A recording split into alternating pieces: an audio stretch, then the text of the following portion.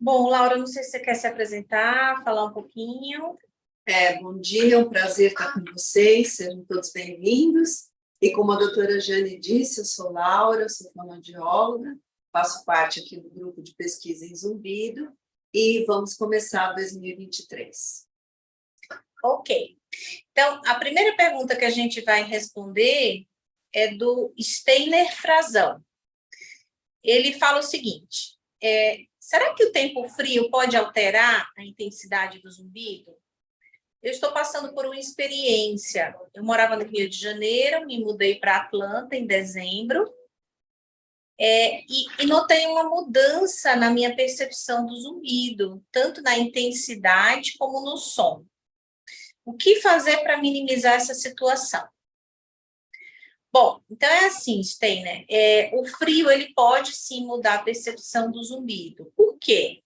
Porque no frio a musculatura se contrai, a gente fica mais encolhido, né? A gente usa o casaco para sair na rua, para se amparar do frio, do vento, né, cortante. Então, essa mudança de postura, né, e essa contração que acontece nessas estruturas em volta do ouvido, elas podem sim mudar a percepção do zumbido. Então, assim, precisa ver se é isso realmente que está acontecendo, se você fica mais encolhido, se você fica mais contraído, né? E se for isso que estiver acontecendo, existem algumas coisas que a gente pode fazer, né? Então, bolsas de água quente, exercícios de alongamento, relaxantes musculares. Então, existe todo um contexto por trás, né? Mas aí você realmente vai precisar procurar o seu otorrino, o seu otoneurologista, né? E o seu fisioterapeuta, para ver exatamente o que está acontecendo, tá? Em geral, o que acontece? A gente nota flutuação, né? Quando o zumbido ele tem relação com problemas musculares, com contratura muscular, com questões posturais, existe uma flutuação nesses momentos, nessas situações de exposição, né? E se isso realmente acontece, aí o tratamento é nesse sentido, né? Para relaxar essa musculatura que está contraindo frente ao estímulo, vamos dizer, de temperatura, né? De mudança de temperatura, tá? Agora, a doutora Laura trouxe uma pergunta para nós. Vamos lá, Laura, o que você viu aí na sua experiência com os pacientes no nosso ambulatório e na audiometria? Pois é, muitos referem que tem uma perda auditiva nos dois ouvidos, mas que o zumbido que eles têm é leve e que não incomoda muito. Então, eles perguntam, nesse caso, eu preciso usar o aparelho auditivo mesmo assim? E a resposta é sim. Se existe uma perda auditiva, você deve usar o aparelho auditivo para amplificar as frequências que tem a perda auditiva. É muito importante a gente manter o nosso cérebro ouvindo muito bem, para que ele trabalhe muito bem.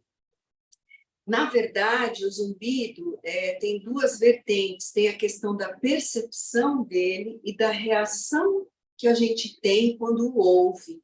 Ambos são importantes, mas o fato de você ter uma percepção razoável e uma reação pouco negativa não quer dizer que você não vai tratar do componente auditivo, que é importantíssimo. Tá bom? Muito bem. Então, a Marina Longo, ela fez uma pergunta. Olha, fui em 2 otorrinos, mas ambos não me deram uma solução para o zumbido. Existe uma subespecialidade que devo procurar quando se trata de zumbido?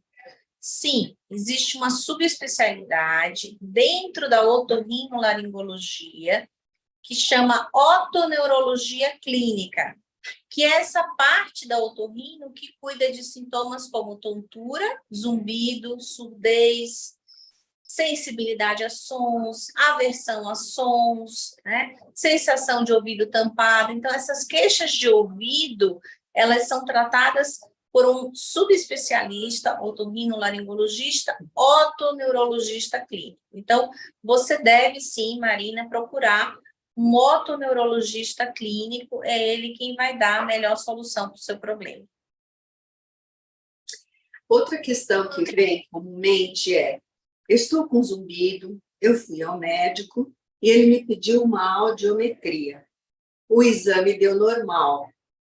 Como que eu posso ter zumbido sem uma perda auditiva? Isso é possível? Sim, é possível. Muitas vezes o paciente não tem uma perda que apareça na audiometria tonal, que a gente fala, que é um exame que vai fazer a medida do 250 Hz até 8.000 Hz, e ele dá normal.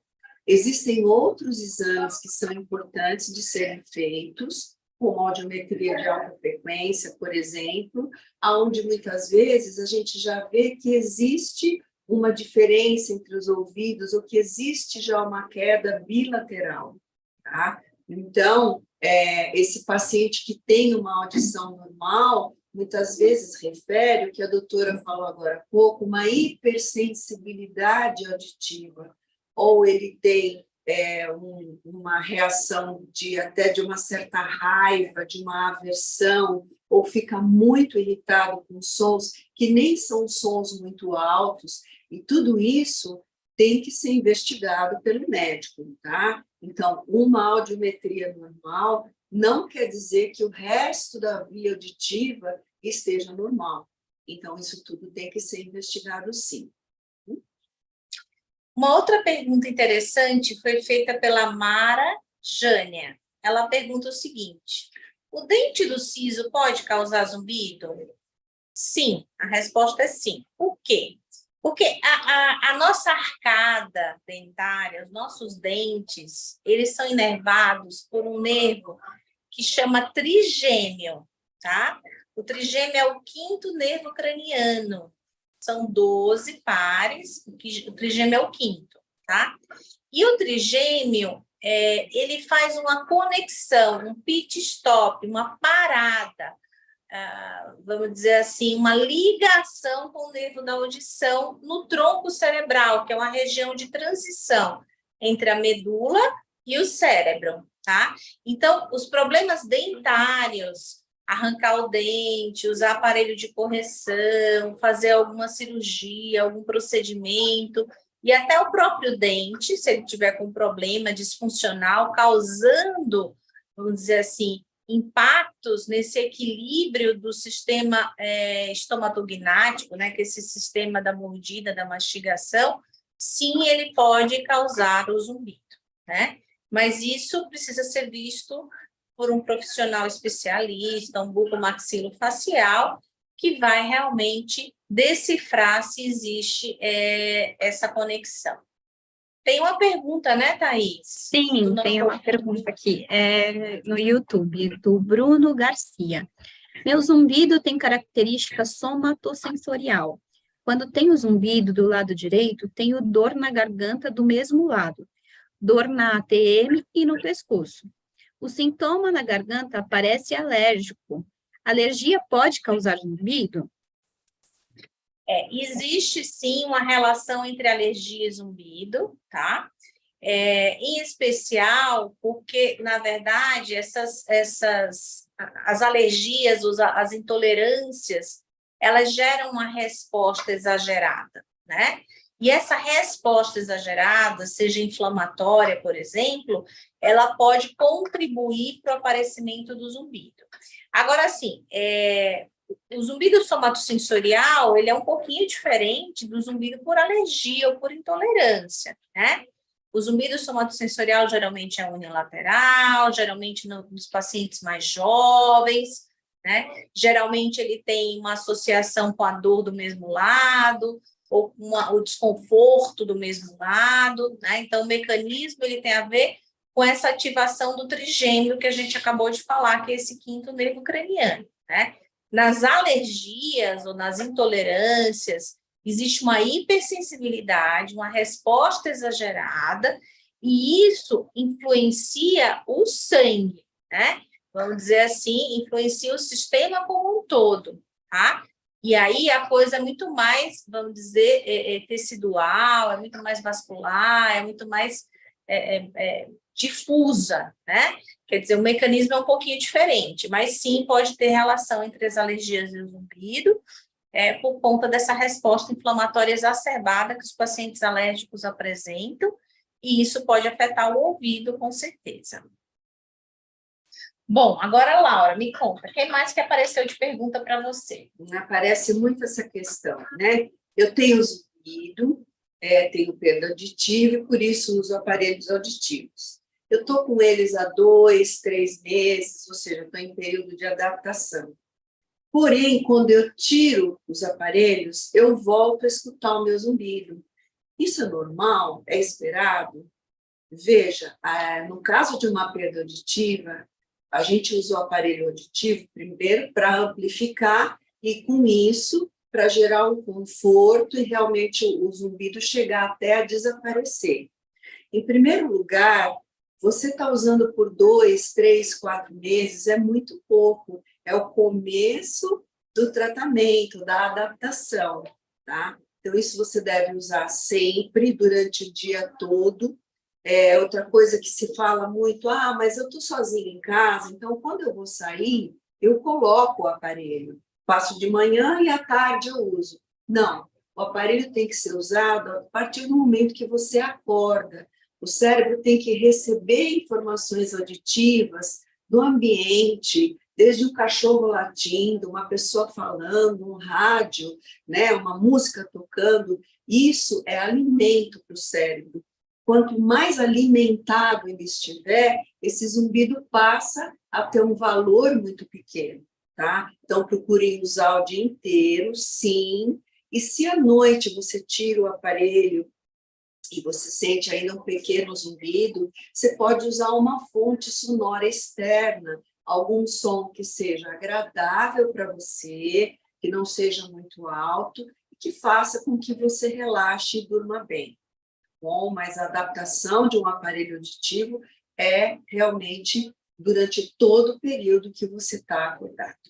Quanto mais horas você usar o aparelho auditivo, mais rápido vai ser essa, vamos dizer assim, essa plasticidade cerebral, esse recrutamento dos neurônios que estão hibernando e dormindo.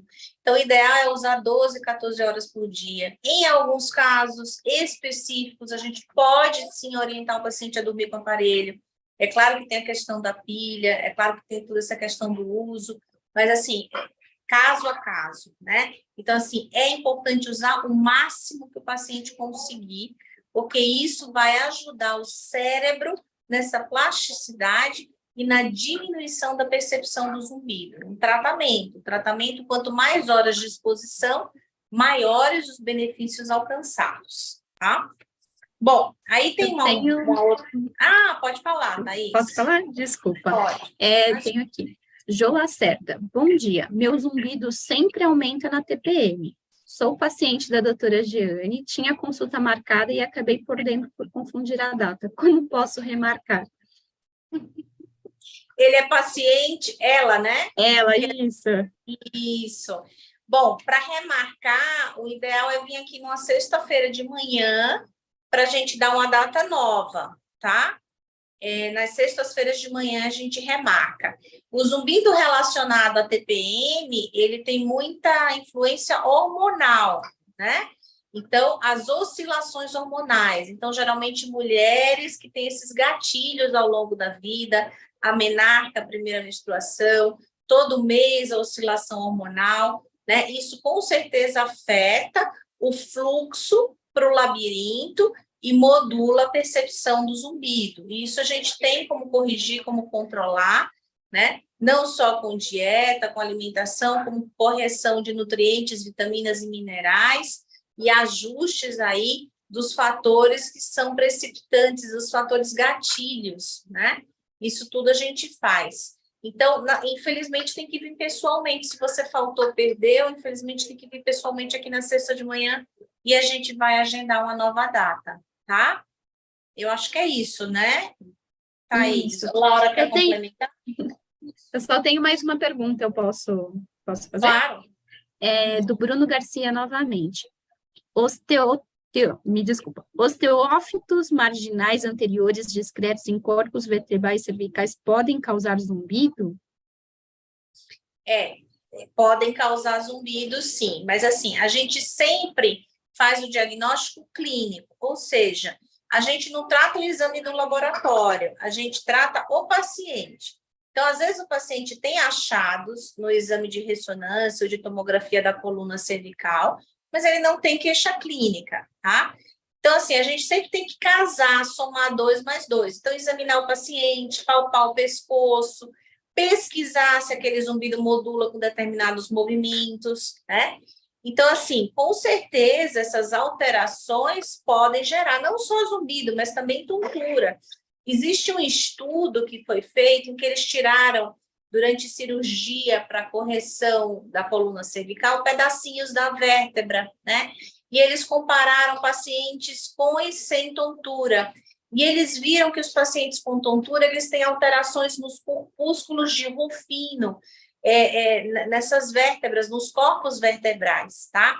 Então, existe sim alterações anatômicas e palpáveis e orgânicas, vamos dizer assim, relacionadas a esses sintomas autoneurológicos, não só a tontura como o zumbido, tá? Mas a gente tem que casar, precisa ver se o paciente ele tem modulação da sintomatologia, se o zumbido muda em determinadas manobras ou pesquisas que a gente faz em consultório ao examinar o paciente. Então, a gente palpa a musculatura, a gente pede para o paciente fazer movimentos ativos, a gente faz provas vamos dizer assim, de pesquisa resistida, né? Então, com isso, a gente consegue decifrar se aquela alteração no exame de imagem bate com a queixa clínica do paciente e indicar adequadamente um tratamento, por exemplo, com fisioterapia, tá?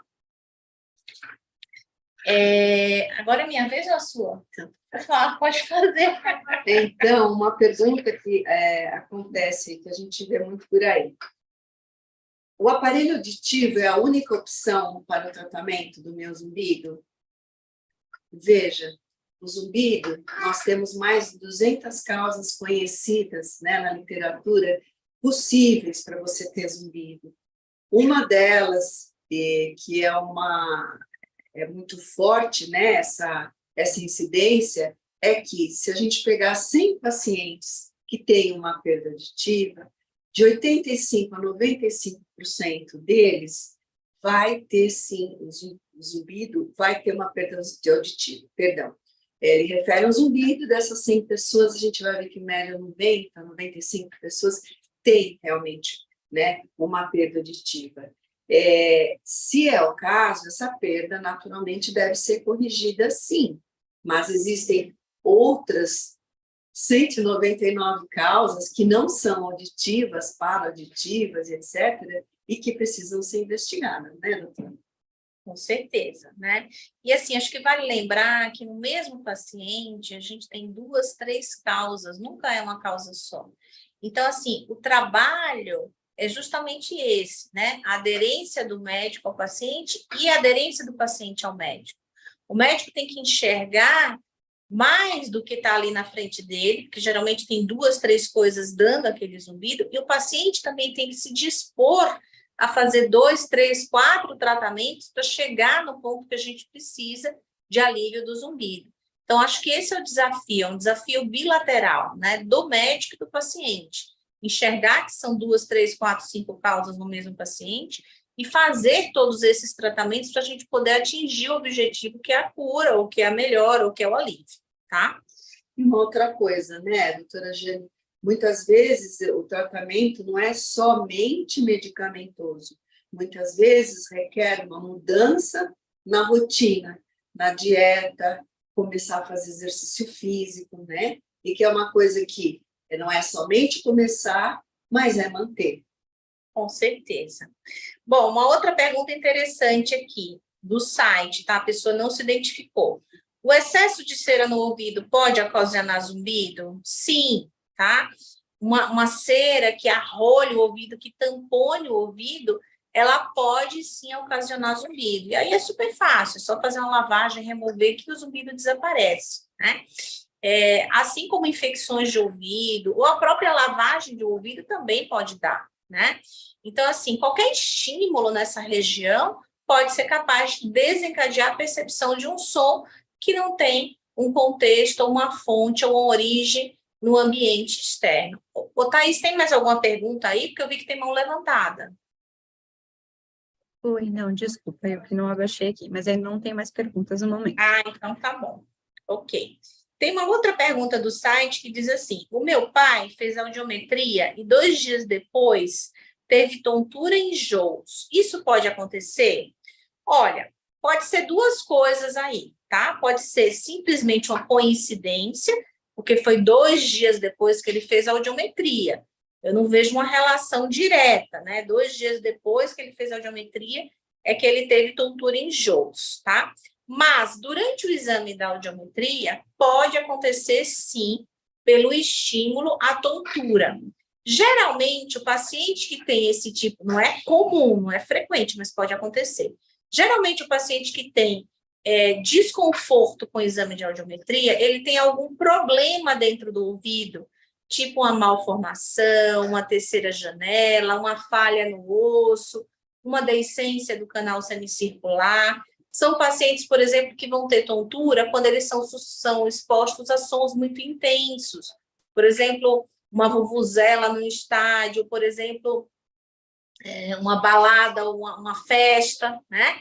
Então, eles têm alguma falha, algum defeito no osso, né? Que favorece o aparecimento de sintomas a determinados estímulos pressóricos ou mecânicos dentro do ouvido, tá? E também pode acontecer, sim, de fazer audiometria e o zumbido piorar transitoriamente. Não é uma coisa que piora para sempre, piora transitoriamente naquele momento, né? Porque o paciente tem ali alguma falha, algum defeito, alguma predisposição que, frente ao estímulo pressórico mecânico da audiometria, ele pode ter sintomas. Mas a fonoaudióloga treinada, trabalhada, ela faz o exame nas melhores condições possíveis para evitar esse tipo de desconforto. Eu não sei se a Laura quer falar um pouco sobre isso.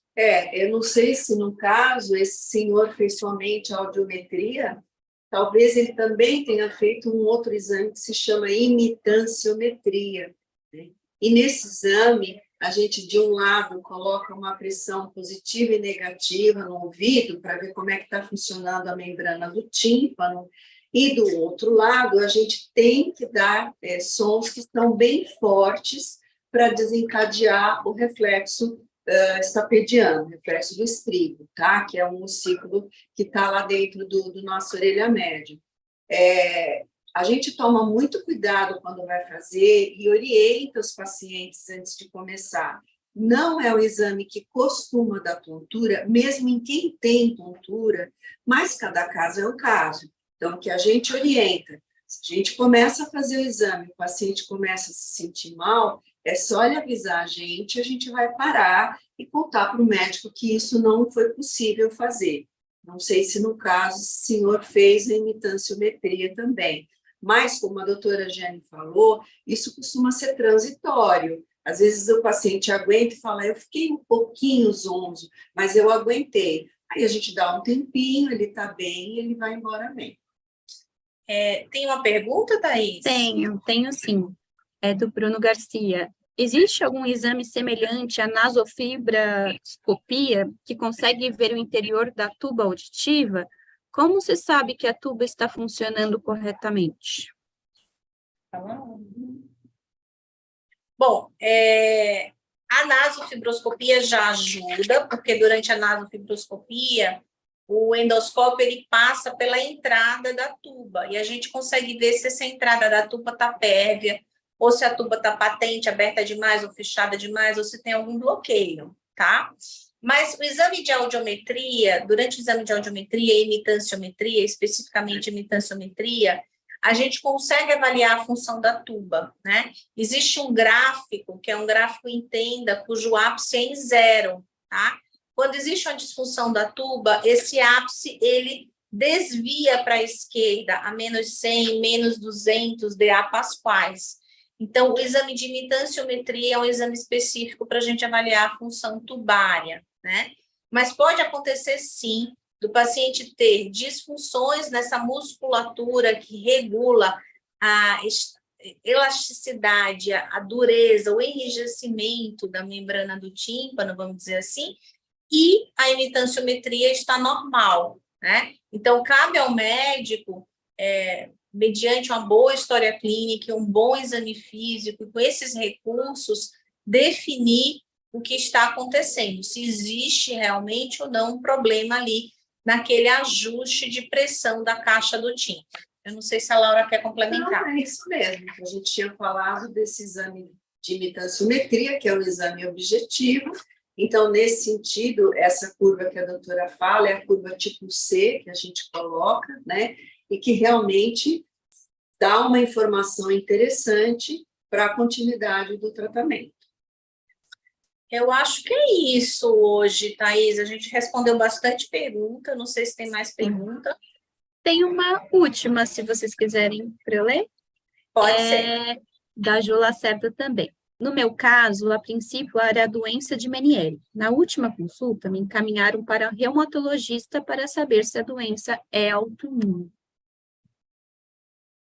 Se a doença desculpa? Autoimune. Ah, tá. Então, assim, a doença de Meniere, o que que é? A doença de Meniere é um aumento da pressão dentro do ouvido. Não sei se as pessoas já ouviram falar em glaucoma. Glaucoma é quando a pressão dentro do olho aumenta, ou porque você está produzindo muito líquido, ou porque você absorve pouco líquido que banha o olho, né? Então, quando essa pressão do olho aumenta, as células do olho sofrem e você pode ter cegueira. A doença de Meniere é uma coisa parecida ou análoga que acontece no ouvido, tá? Então, o que que acontece? O ouvido, as células da audição, elas também são banhadas por um líquido e pode acontecer um aumento da pressão desse líquido. Quando esse líquido, ele pressiona as células da audição, você pode ter surdez, zumbido, vertigem, até náuseas e vômitos também, tá? Então, a doença de Meniere, ela é uma doença de diagnóstico clínico. O paciente tem crises de vertigem com náuseas e vômitos, piora da audição e do zumbido. Tem que ter essa clínica, senão não é doença de Meniere, tá? E a doença de Meniere, ela pode ser idiopática, quando a gente não sabe a causa, ou ela pode ter uma causa definida, que é o que a gente chama de síndrome de Meniere, tá? E aí, quando a causa é definida, a gente vai atrás dessa causa. Pode ser, por exemplo, distúrbios do metabolismo dos açúcares, como diabetes, pode ser distúrbios do metabolismo da tireoide, como hipertireoidismo, hipotireoidismo, tireoidite de Hashimoto. Pode ser alguma doença autoimune, como lúpus, por exemplo, né?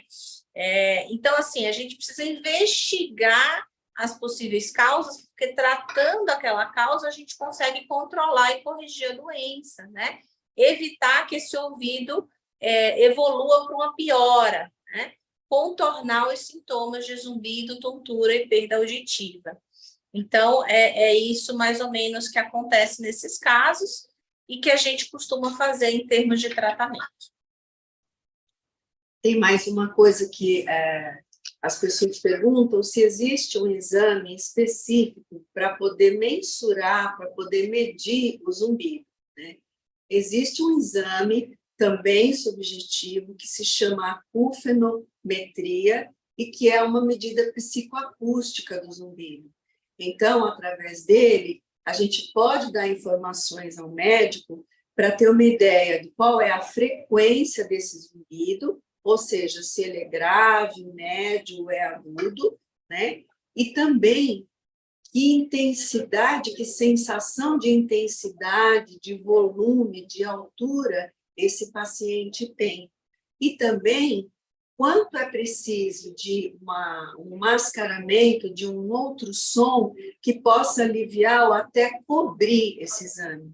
Então, isso nos dá uma ideia do tipo de zumbido que o paciente tem, ele acaba tendo uma ideia de que esse som pode ser aproximado com um som externo, que a gente conheça, não é somente uma coisa que está dentro dele, que pode ser usado, os resultados, como um parâmetro para a gente ver se está tendo um alívio do zumbido, se não é necessário tanto mascaramento para esse zumbido ficar mais tranquilo ou até ter uma remissão total. É a confenometria. Bom, Thaís, então a gente deixa agora em aberto. Eu queria até que você falasse um pouquinho agora no final da nossa live, como os pacientes podem fazer para mandar as perguntas para a nossa próxima live, que vai ser na primeira semana do mês que vem, de abril. Aliás, primeira semana de abril não, porque é Páscoa, tem que ser na segunda, tá, Thaís? Tá certo. Você orienta aqui no finalzinho do nosso vídeo. Fala um pouquinho você. Tá certo. Eles podem mandar para a gente, tanto por e-mail, quanto pelo nosso WhatsApp. O e-mail é gaps@fol.org.br. Eu vou colocar aqui também no nosso chat no YouTube. Ou mandar para o WhatsApp 11 97646 1654. A gente tem um grupo do GAPS também no WhatsApp. Quem quiser pode solicitar para a gente nesse número para ser adicionado aqui. A gente sempre manda as notificações sobre o GAPS, sobre algumas novidades, ou o que é a próxima aula. Então, é bem bacana estar aqui nesse grupo do WhatsApp também. Tá? Acho que é isso. Eu vou colocar aqui também algumas informações no chat e as informações para quem quiser copiar depois. Tá ótimo. Obrigada a todos. Agradecemos. Obrigada. E também só tem aqui alguns elogios para vocês, agradecendo pelo trabalho e pelo excelente trabalho aqui. Muito obrigada. Obrigada a vocês. Até abril, então. Até. Tchau, tchau. Obrigada a vocês. Um bom dia. Igualmente.